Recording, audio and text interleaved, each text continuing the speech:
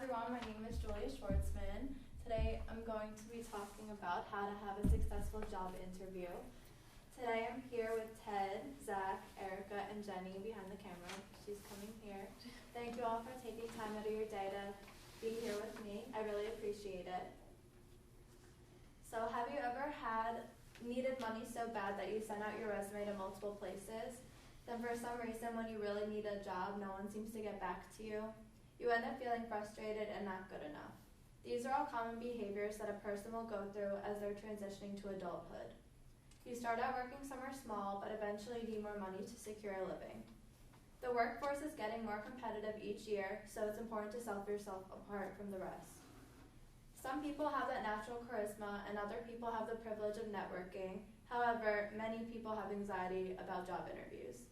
Today I'm here to inform you about proper preparation, first impressions, and the follow-up process to help you feel confident for your next big interview.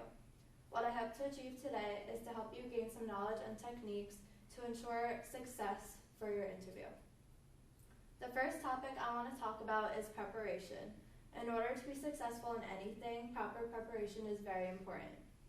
One thing I would suggest before your interview is to conduct research on your employer.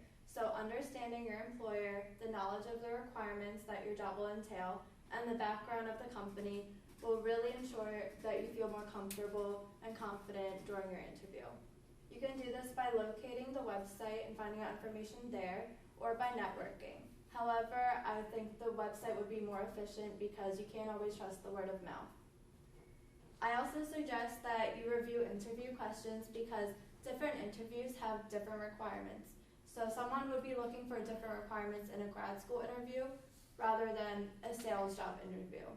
So it's best not to memorize what your answers are going to be because it'll come out rehearsed. So memorize your answers in a form of stories so that they come out more naturally. They like to keep your answers short and to the point because they don't want to hear you drag on your answers.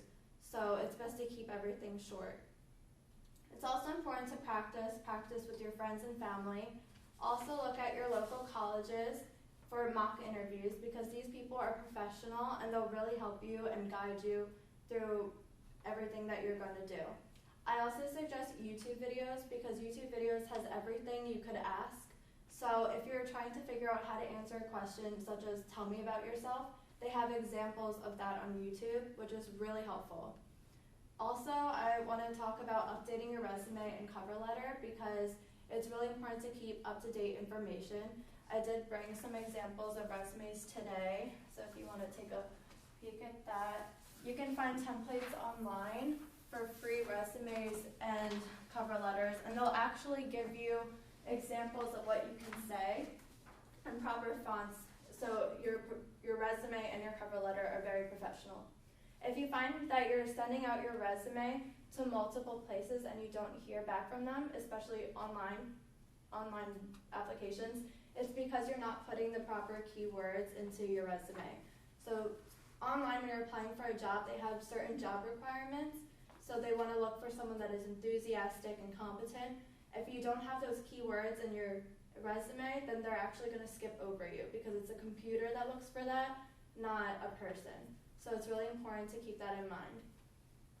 Now I want to address the importance of first impressions. The first thing I want to talk about is an article I have found done by the University of Sheffield in United Kingdom. So they completed this study about fairness, which is feedback, activity, individualism, and relevance. Basically, fairness is a series of classes where work is reviewed anonymously by the whole class. They found through the study that people who remain negative throughout the test are negative in the workplace, and people who remain positive throughout the test are positive in the workplace. So what we can learn from this study is that your mindset during the whole process really overrules how everything is going to be when you're actually in the field, and they do pay attention to that. It's important to dress for success, so keep your nails clean because people do pay attention to that. Have your hair kept nice, and if you're a woman, wear makeup.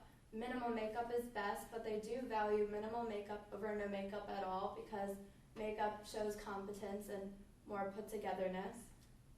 Also, it's important to have professional clothing. You don't want to overdress or underdress, so it's important to figure out if they're looking for business casual or more formal clothing. And also it's important to get a good night's rest. I also want to talk about the importance of arriving on time. And by arriving on time, I mean arrive 15 minutes prior to fill out paperwork. But before that, you want to leave even earlier so that you avoid traffic, because when you're getting involved in traffic, it's going to make you even more stressed out. And the goal is to minimize your stress completely. It's also important to get ready the night before so that you're not scrambling last minute. Also, keep in mind that they're not judging you on just your answers, they're judging you on the whole way through. So remember body language. So smile, nod, have good posture, and listen. You really want to avoid slouching, fidgeting, touching your hair, and looking off into the distance. So you're really just trying to show a lot of interest. And towards the end of the interview, they're going to ask you if you have any questions. A lot of people tend to ask questions about salary and days off, and you really want to avoid that. So instead, they really want to hear insightful questions that show interest in the job that you're going to pursue. So certain questions they would want to know are like traits and skills that are the most successful in the organization, and day-to-day expectations and responsibilities of the job. These things show a lot of interest and really set you apart from the rest. The last topic I would like to discuss is the follow-up process, which is very important even though it's last. When you're going to say goodbye to the employer, it's important to have a firm shake, have eye contact, and smile. You have to thank them for their time, and it's important to ask for the next steps in the process. Tell them you really appreciate taking their time and how it's a pleasure meeting them. It also really looks good if you ask for a business card so that you seem interested, or you could even look more professional and have your own business card. After the interview, they really suggest to have a thank you note because it gives you an edge over the other competitors. It really is best to keep it professional, but you can restate your thesis or the reason why you think that you would be of value to the company. And throughout the whole process, it's important to keep a positive attitude and have a lot of patience. Not everyone gets their dream job right away, but take every rejection as a learning experience. And you can also ask what you can do to improve for next time. Every interview is just a great practice for the next time. So in conclusion, even though the interview process can be overwhelming, having the necessary tools will help you feel confident and secure. I encourage you all to pay attention to how you perceive yourself and the world around you. The way you view the world will have an impact on every choice you make and how others see you. Positive and upbeat people will excel at getting what they want more often than negative people. That mindset alone will really help improve your chances of having a successful career and lifestyle. Always remember that no one is perfect, and it's okay to fail a few times before you find your niche. Every rejection is just a beneficial learning experience. Reviewing interview questions, dressing presentably, following up with a thank you note are all small steps that you can take to make sure you will have success in reaching your goals. I wish you all the best of luck. Thank you. Does anyone have any questions? No? Okay, thank you.